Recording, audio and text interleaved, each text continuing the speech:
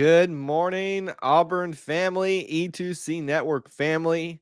It's another edition of E2C Network Live, another edition of our short form topical live streams where we get together and we talk about something that's going on in the Auburn family spectrum. It's always heavy on the sports here on this channel, but if it's orange and blue, it is what we do. Thank you so much for joining us. Whether you're watching live or on the replay, we appreciate you being here, hanging out with us, spending some time talking about something Auburn. What are we talking about on today's live stream? We're going to have a little fun today and talk about something that's not so serious and not so, involved with all of the transfers and everything that we've been talking about, the recruiting. While we are going to be in that realm still, we're going to talk about this interesting little bit of news, this topic that arose yesterday by the decision, poor or otherwise, by a certain coach to get involved in the discussions of the recruiting processes of others, namely Auburn. And you can see who that coach is. The question at hand is Bret, I almost say Bielema. I don't know. I do that every time. Bret Bielema mad at Auburn. It's kind of a redundant question. We think we all know that answer, and I'm going to give you the tweets. I've got them all up here, and as of 8:15 this morning, when I last checked, they are still live. So we're going to discuss those and the interesting nature of this, if this is a good move for him or not. So all of that here on the show, your comments, your questions, and anything else that we get into because of that. As you're coming to the stream, please do make sure you do me a couple things. Smash the like button right now if you can. It is a huge help in terms of helping people know that we're live, in terms of helping people know to come over and check our content. Humongous help. If you do nothing else for me today, smash the like button right now together in unison. Also use this as your check-in period. Again, I know it seems like we do this all the time for those regulars out there. That's a huge help too. Post where you're watching from, your city, your state, international, because I want to know who's here, who I can say hello to, all that kind of stuff. You got Kevin, Corey, Brian already checking in. Yeah, all kinds of good stuff here. Let's start with his comment here. I first learned to dislike Bielema when he coached at Wisconsin, hated him at Arkansas, and can see nothing has changed at Illinois. So let me set the table, and then we'll go through the tweets and stuff like that and give some initial thoughts about all of this. To me, this was a poor decision on a lot of levels, which we'll kind of cover. But essentially what's happened for those people to bring you up to speed.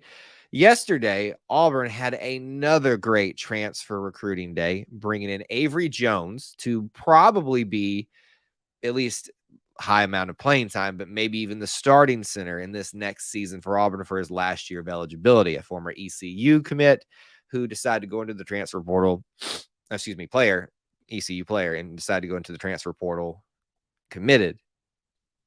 Sorry, I just heard my cats out there fighting, so that was a little bit scary sound. Decided to commit to Illinois and then, didn't follow through and decided to come to Auburn, which we're very thankful about. Bret Bielema took to social media pretty much kind of flat out criticizing the process, not naming Auburn, but clearly having something to say about that, and kind of being really critical of this now commit and signee for Auburn, Avery Jones. Not a good look for Bert. I know it's Bret, but I like to call him Bert. Hey, Bert. And not a good look for Illinois. Not a good look at all for anybody trying to be involved with college kids, this whole process. You just don't come across. So I'm curious what the angle might be for Bret Bielema in terms of what he was trying to bring about in terms of posting that. Bielema has a stick in his rump because we got a better NIL deal to offer. Poor Bert. Remember the time he got stuck in the elevator and blamed Gus for it? See, this is the stuff that I want to talk about in this. What's his issue with Auburn? It seems like he and Auburn just do not get along. And yes, I always call him Bert too. All right, so let me bring up the tweets. Let me bring those up for you guys. We'll talk about them, have some fun with them. Here's the first one right here. So Avery Jones yesterday commits to Auburn and signs. And I can't remember exactly how long after this was, but I feel like it was within 2 or 3 hours. Bret Bielema takes to the Twitters and retweets with a quote, or quote tweets this: college football is changing every day. Hashtag NIL. So on the surface, this doesn't look the worst it could. However, you did direct quote tweet the commitment of your former commit to another school, a school that you probably don't like because of past history. And that in and of itself is probably the bad angle of this. You know, you really probably don't want to basically call out your commitment and kind of insinuate Auburn and him NIL stuff. So to me, in a world where NIL doesn't exist, and in a world where you may have a case that something shady went down, maybe you go with this strategy to kind of call attention to it. I don't know. But not in a world with NIL where you have nothing to gain from. I mean, what is his gain from this? Somebody try to explain that one to me. What does he gain by doing this? What does he gain by being a jerk towards Avery Jones, who's just trying to celebrate his decision for his last year of eligibility? I mean, I hate it. If the shoe was flipped, it would suck too. These kids got to make the decision that they need to make for them, for their futures. So that was, in and of itself, this one right here, the comment is not bad. It insinuates that Auburn did something outside the realm of probably what they should do. College football is changing every day, NIL. I mean, but it also just shows you being mad and being petty about that. But the fact that you quote tweeted the recruit, bad look, my friend. Very, very bad look. Somebody throw Bert a cookie and he'll go away. It's funny how people can't pronounce his last name. I used to call him Bret Bielema. Yeah, like I don't know why. That's not even me trying to make fun of him. That's just what naturally comes out. But Bielema or Bielema, Bielema. Anyway, I can hardly pronounce it. Brian says, I don't love how NIL works right now. I think there should be some kind of salary cap, but this is the world we live in. So listen, here's the funny thing about this for Bret. The frustrations we've all expressed in some real way. I've done it a lot here, and you guys have done it a lot here on our channel about different areas, not even specifically about this type of situation, but we all recognize that it's the Wild Wild West. But it's the choice of Bret to retweet, to call out, essentially to kind of criticize openly, publicly, a kid. I know he's older. That's just a bad look. All right, so this is bad in and of itself. Let's look at the second tweet. This is where it gets worse. So I don't know who Jeremy Werner is. He's got a blue check, but you can pay for those things these days. Looks like Illinois lost ECU transfer Avery Jones. Big loss for Illinois. Bret Bielema. There we go. Bielema. I got it right now. Tweets this. Loss, quote tweets. So no mistaking what he meant. This isn't, I just threw a tweet out there, and it can be ambiguous. Even if you send it right after your first tweet, we all know what you mean, but you can always have plausible deniability. No deniability here. Loss, question mark, question mark, question mark, question mark. Hashtag Illinois. Wow. What a childish, shameful move by a head coach. Criticizing the NIL, expressing frustration by losing somebody in that way. I get it. I wouldn't do it as a head coach, but this openly mocking, openly disparaging comments of, and listen, this isn't, he didn't say nothing about his mama, his family, or anything like that. This isn't the worst thing anybody could say, but this is a head coach, a molder of minds, a shaper of futures for kids from, not even young adults from 18 to probably up to 23, 24, the rate that they can stay in college these days to play sports. You're going to make fun of him. So really the question we were asking, is he mad at Auburn? Yes, the answer is yes, but it seems like he's more mad at Avery Jones, which is effectively he's mad at Auburn. Bert is blaming a kid for problems with the system. I'm honestly shocked. His PR team, his athletic director didn't have him delete those tweets, but I confirmed as of 8:15 Eastern time this morning, they are still up. It is a sad, sad, sad commentary when you can do that in this world and not have any ramifications for it. Bert had success at Wisconsin with Russell Wilson. He had zero success at Archie and used numerous excuses, Gus being one of those excuses. Yeah, Gus had his number, and it was hilarious to watch. It was absolutely hilarious to watch him struggle in that way. The question has to be asked, if you're going to go to Illinois and you get an offer from a good Power 5 school, who are you going to go with? So that's a great question and comment to bring up, Corey.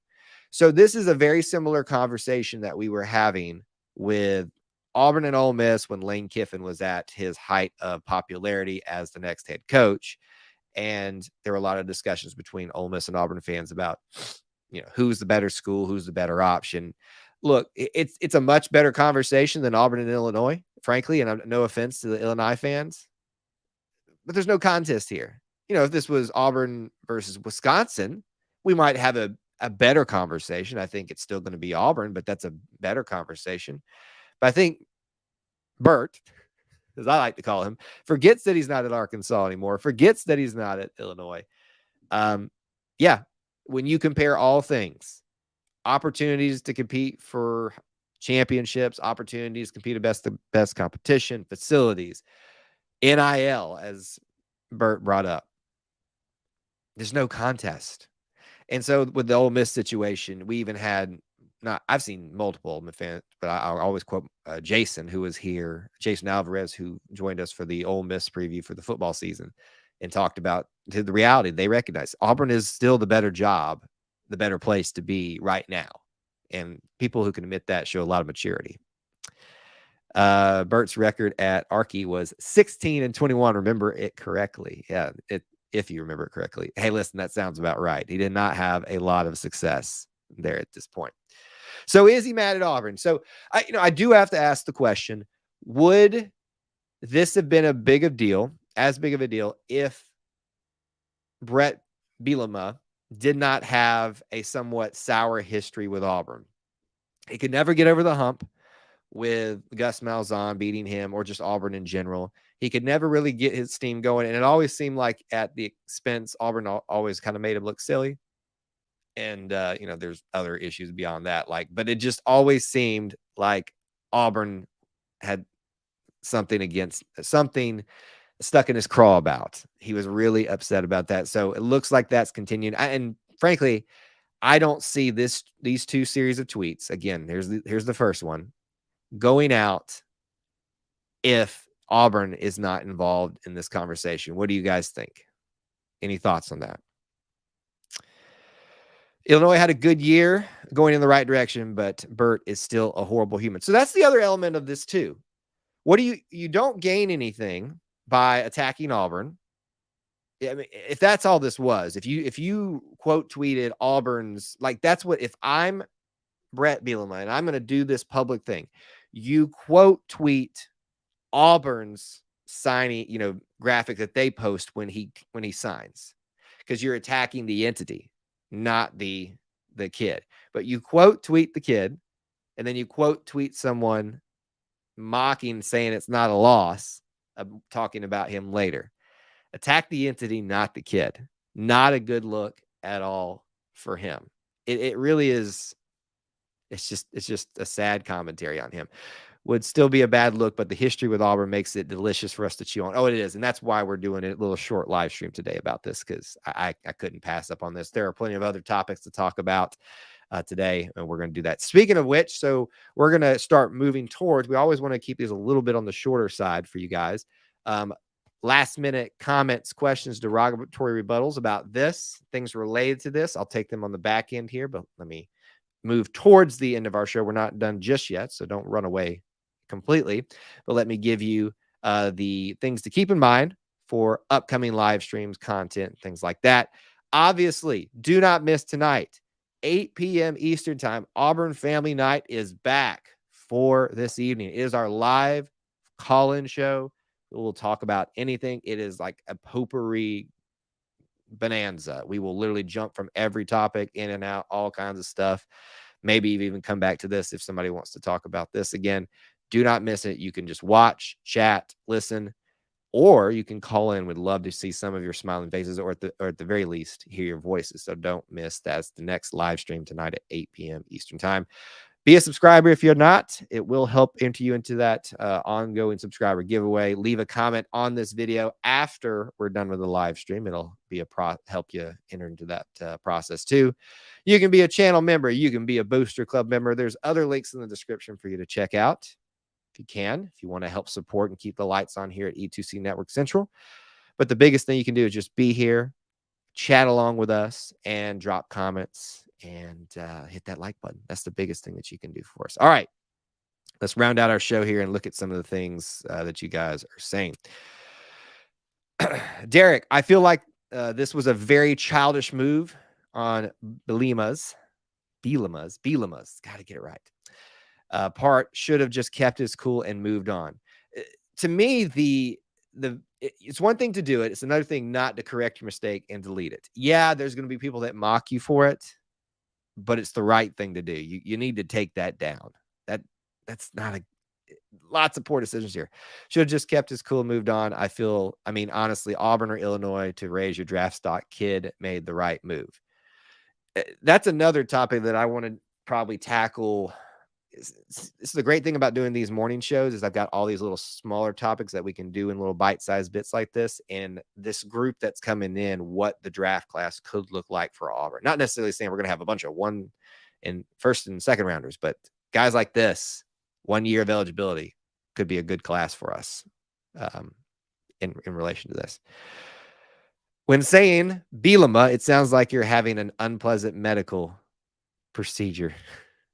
Never thought about it that way, but that's kind of true. I forgot all about the game with Arkansas last night. You mean Ole Miss? Is that what you meant? Yeah, go check out that. So we did a post-game live stream with the Ole Miss game. And we also have the last couple of days, we've been doing some transfer videos for you about the groups that came in together, the 3 defensive transfers, the 2 offensive transfers. And yesterday, we also did a full separate video about Avery Jones. So go check out those things if you can. And to round out our show, Corey says, I would like to see a schedule Illinois to further the embarrassment. I think it's a great choice, and I would love to see that as well, buddy. All right. Thank y'all so much for tuning in today. Appreciate you being here, hanging out with me, spending some time talking about something that's happened in the Auburn family spectrum. Sometimes just a little bit silly like this and having fun at the expense of old Bret Bielema. Thank y'all so much for being here, hanging out with me. Until I talk to you again, War Eagle.